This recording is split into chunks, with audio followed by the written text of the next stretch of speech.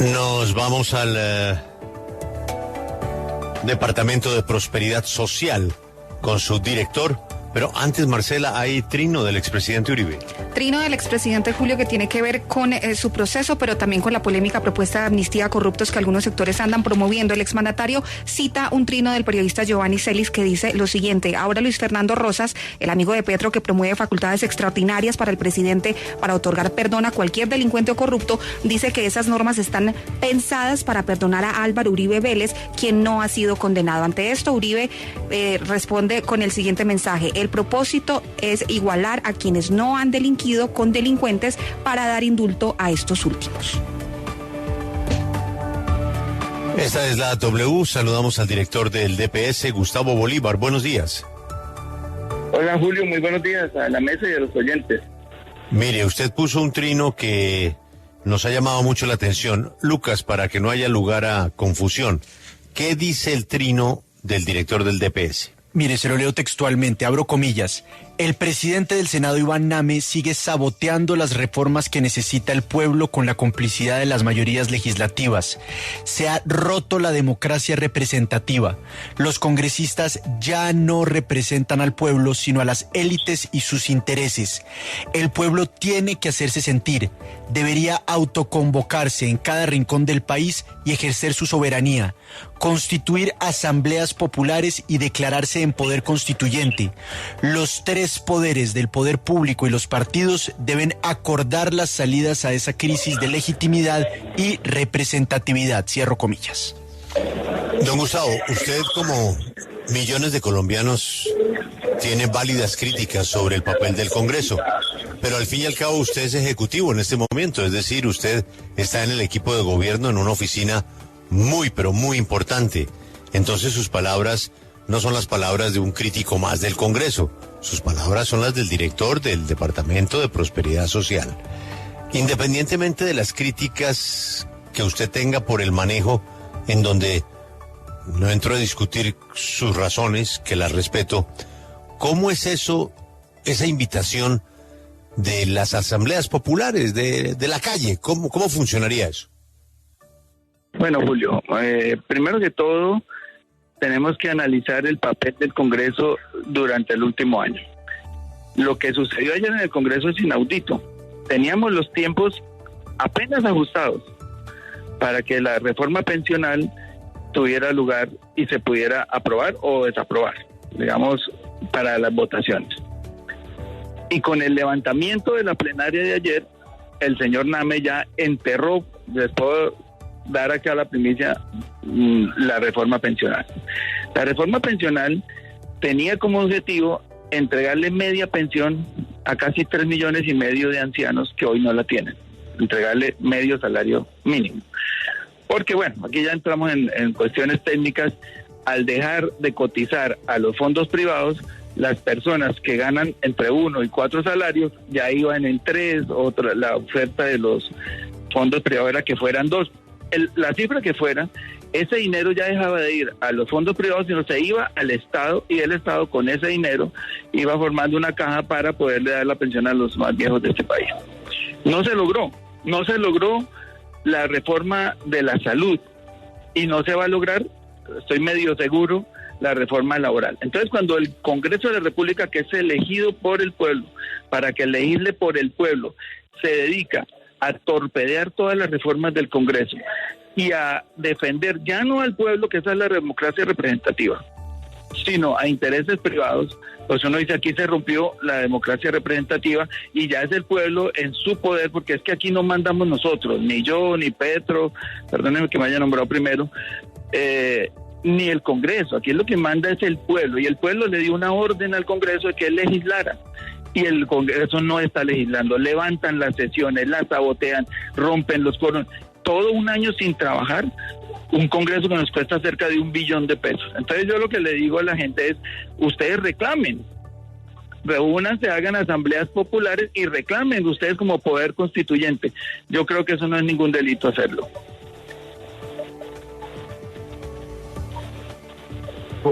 Pero doctor Bolívar, le insisto con la pregunta de Julio, ¿qué significa declararse en poder constituyente. Esa figura no existe en la Constitución, no existe en la ley. Hay unos caminos clarísimos para adelantar una asamblea constituyente. Por eso le pregunto concretamente, ¿a usted estaría de acuerdo, por ejemplo, con una conmoción interior para adelantar esa vía constituyente por parte del presidente de la República?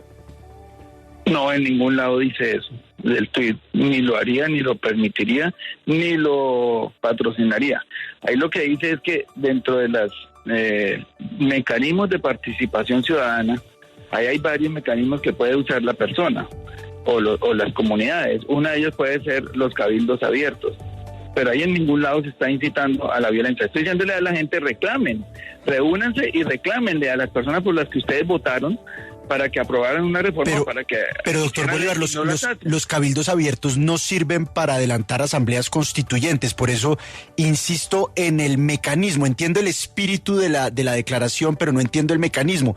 Dice que la Constitución en ningún lado dice eso, y sí lo dice. En el capítulo 1, en el preámbulo, prácticamente dice que el poder emana del pueblo. Claro, pero las asambleas... El pueblo es soberano. Pero los cabildos abiertos sirven para unos temas específicos y en ningún momento para una materia como una Asamblea Nacional Constituyente. Por eso insisto en el mecanismo. ¿Cuál es el mecanismo mediante el cual las personas se declaran en poder constituyente? Es que una asamblea popular como la que yo propongo, o muchas asambleas populares, para que la gente se siente a debatir el rol del Congreso y decir por qué el Congreso no toma la medida en beneficio del pueblo, por qué el Congreso sabotea, por qué el Congreso rompe el quórum a toda hora. Eso se hace, nosotros lo hicimos en algunas ocasiones cuando éramos oposición, pero ya eso es constante, y lo de ayer ya rebosó la copa, y es el presidente convoca a la plenaria y orondamente dice, hoy no va a haber plenaria porque en protesta porque lo que ha dicho el presidente de la República sobre la reforma a la salud en el Congreso, y la levanta sabiendo que teníamos los tiempos ajustados. Otra reforma que se hunden. Si nosotros éramos el gobierno del cambio y no han dejado hacer el cambio, el único camino que le queda a la gente es protestar, y pacíficamente. Ahí ningún lado dice violencia. Las asambleas populares siempre son pacíficas, y es reunirse a analizar el rol del Congreso y exigir. Es que el pueblo es el que manda en este país, no nosotros. Sí, doctor Bolívar, pero usted dice que el Congreso no está legislando. Sin embargo, el Congreso legisló y hundió la reforma a la salud. Lo que pasa es que eso no le gustó al gobierno, no le gustó al presidente, y ahí pues el presidente dijo que entonces, como no se concertó en el Congreso, tocaba irse de golpe. Se anuncian los decretos de la salud, salen las intervenciones. ¿No le parece que eso es no respetar la separación de poderes y no respetar al Congreso, que también lo eligió el pueblo, cuando usted nos dice acá que el que manda es el pueblo? Sí, pero ojo, yo estoy diciendo, se rompió la democracia representativa, porque es que el Congreso tiene que representar los intereses del pueblo. Y ahí, ¿qué representaron? Los intereses de una multinacional que es dueña de una de las EPS y que financió a esos congresistas, a varios de esos congresistas que votaron contra la reforma. Entonces, ¿a quién están obedeciendo? ¿A la gente que votó o a los intereses de unas élites que son las que se han enquistado ahí, y financiando campañas que hacen a todos los favores que necesitan del Congreso? Eso también lo hemos denunciado y hemos pedido. Yo mismo presenté varios proyectos de ley en ese sentido, para que la financiación de las campañas y de la política y de los partidos sea 100% estatal. Mientras no desterremos de la política la financiación de privados, siempre va a ocurrir esto. Los congresistas, con contadas excepciones, van a llegar allá a representar intereses corporativos. Entonces esto ya es una corporatocracia, esto ya no es una democracia. Doctor. Y yo no le veo nada malo es que la gente, en su poder soberano, que emana del pueblo, se reúnan y analicen esta situación. Doctor Bolívar, pero cuando esos partidos que usted menciona, que supuestamente están financiados por estas personas, pues votan a favor del gobierno, ahí sí les gusta, y ahí sí se quedan callados. Entonces, ¿no le parece que están usando el doble rasero? Nosotros no recibimos ni un peso de financiación privada. Mira. No, yo no estoy hablando de su partido, yo estoy hablando de los otros partidos que cuando apoyan las reformas del gobierno, como cuando apoyaron la reforma en la Cámara, ustedes se quedaron callados y ahí sí les gustaba. Entonces, lo que parece es que ustedes quieren que el Congreso simplemente apoye las reformas del gobierno y ese es el único camino. Y cuando no sucede, entonces el Congreso no sirve. Pero mire que lo que yo estoy protestando es que hayan levantado la sesión. Si hay un debate y en franca lid congresistas soberanos, independientes, que no saben que no se financiaron con dineros de esos fondos, en el caso de las pensiones, con dineros de esas CPS, en el caso de la reforma de la salud, hunden una reforma, nosotros no hemos dicho nada. Pero lo que sí estamos reclamando es cómo la injerencia de corporaciones en la política están haciendo hundir las reformas. Entonces, pedirle al constituyente primario, que es quien representa la democracia, que se reúnan y analicen esta situación, me parece que es el camino. Sí, usted habla del diálogo, de la concertación, de que la gente exija, pero usted no cree, director, que el presidente Gustavo Petro también tiene que bajarle 3 rayitas a sus señalamientos, porque si bien es cierto y usted dice que hay muchos congresistas que actúan mal, que hay corrupción, ¿usted no cree que hay unos que sí actúan bien y que merecen el respeto del presidente? Sí, claro que sí. Y aquí todos tenemos que bajarle. Y eso es lo que intentó el presidente de la República casi por año y medio, un acuerdo nacional. Se ha reunido con los empresarios, se ha reunido con lo que llamamos nosotros los cacaos, es decir, las élites empresariales. Se ha reunido con todo el mundo, pero a la final, cuando llegan las votaciones en el Congreso, uno lo que se da cuenta es que los congresistas ya no le obedecen al pueblo que los elige, sino a unos intereses. Eso ustedes lo saben y yo lo sé. Eso no es una primicia. Pero eso hay que cambiarlo de alguna manera. Por ejemplo, las asambleas populares pueden exigir a través de una ley de iniciativa popular que se prohíba la financiación de empresas privadas a las campañas. Es una propuesta y el pueblo la puede hacer, digo yo, entre muchos otros temas. Pero nunca, sí. Y el presidente lo ha repetido, porque sé que me van a salir con ese cuento más tarde, es que el presidente quiere perpetuar, lo ha dicho en todos los escenarios, él no va a seguir después de 2016, pero el pacto histórico sí aspira a seguir después de 2026, no el presidente, porque él desde la campaña se comprometió y lo ha prometido y lo ha vuelto a decir en varios escenarios en este tiempo, que él no se quiere reelegir, porque es que eso no está en la Constitución. Cambiar la Constitución aquí sería una vuelta muchísimo más larga.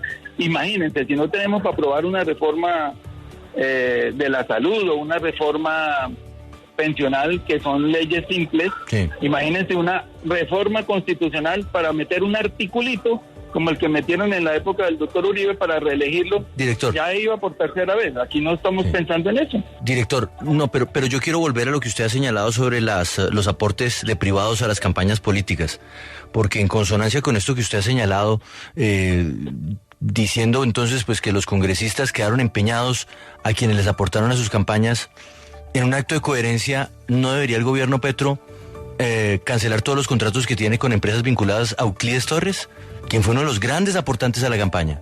De los grandes aportantes a la campaña, y que hoy día tiene contrato, no uno ni dos, sino muchos contratos multimillonarios por haber hecho el respaldo económico a la campaña. Yo no conozco el tema, eso lo está investigando el CNE, hasta donde yo sé. Pero yo lo que le estoy diciendo es que pero es que, director, si le dicen a los congresistas, mire, ustedes no deben opinar de esto porque los financiaron, pues entonces en consonancia, coherencia sobre todo, que el gobierno le diga no a los contratos a Euclides Torres y su familia. No estoy hablando de investigaciones, estoy hablando de unos contratos que el gobierno ha firmado. Yo estoy de acuerdo. Yo lo que le estoy diciendo es, estamos hablando del tema de quienes patrocinaron a ciertos congresistas que hoy están saboteando las reformas del presidente en el Congreso. Yo no estoy de acuerdo con que se le dé participación a la empresa privada que ha financiado campañas. Esa es mi posición personal. Cuando el CNE diga si hubo esta financiación o no la hubo, pues ya me pronunciaría, pero hoy no me consta, no sé si pasó, porque yo no participé de ningún cargo directivo de la campaña, yo simplemente era un soldado más ayudando a que el presidente ganara las elecciones, pero yo no conozco ningún intríngulis ni de la gerencia de la campaña, ni de la campaña en sí mismo en sus finanzas. Sí. Yo sí eso esperaría que la investigación terminara. Doctor Bolívar... Estoy de acuerdo con usted, quiero decirle. Sí. Doctor Bolívar, usted ha hecho referencia en varias oportunidades al pueblo, a la gente, a la calle, pero con la marcha del 9 de abril nos hemos dado cuenta que pues hay sectores que están sobrevalorando el poder del gobierno y del pacto histórico en la calle. Las marchas del 9 de abril fueron bastante lánguidas y pues ahora la oposición se va a medir el 21 de abril en la calle. Doctor Bolívar, ¿usted está seguro partiendo de la base de esas marchas, de las encuestas, que el gobierno todavía tiene el poder en la calle? No, pero es que la del 9 de abril no fue una marcha convocada por el gobierno, ni por nosotros. La del 9 de abril fue la marcha de las víctimas de este país. Y estábamos celebrando el Día de las Víctimas precisamente, que fue el aniversario del 76º aniversario del asesinato de Jorge Eliezer Gaitán, que se constituyó como la fecha para conmemorar los 120.000 desaparecidos, los más de 450.000 asesinatos de este país, las mujeres violadas, los niños reclutados. Este es el día que se estaba representando ayer, pero ahí no hubo una convocatoria oficial de nadie, digamos, para decir que ese es el pulso que se puede medir como del pueblo, del presidente en las calles. Don Gustavo, yo tengo una curiosidad, ¿cómo encontró el DPS? Bueno, pues miren lo que sucedió ayer ahí. Hubo una audiencia para, en el caso Marionetas, y a decir son palabras de la juez, no son mías, dice la juez, aquí le leo textualmente,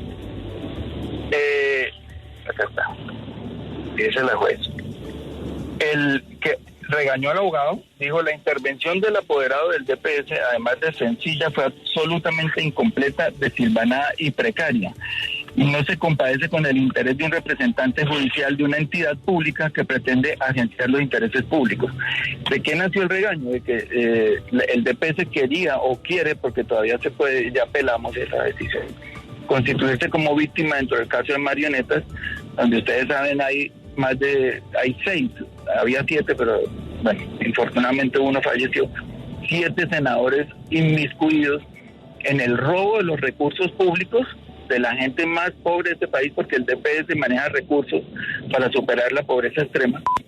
Y resulta que ahora estos señores están representados por no quiero tildarlo de mal abogado, pero un abogado que no hizo la tarea. Entonces la orden que di ya hoy fue revocar ese poder y nombrar yo o un abogado, porque el abogado que había, el que estaba defendiendo en esa audiencia, no lo puse yo, ya venía de tiempo atrás y yo apenas llevo un mes acá.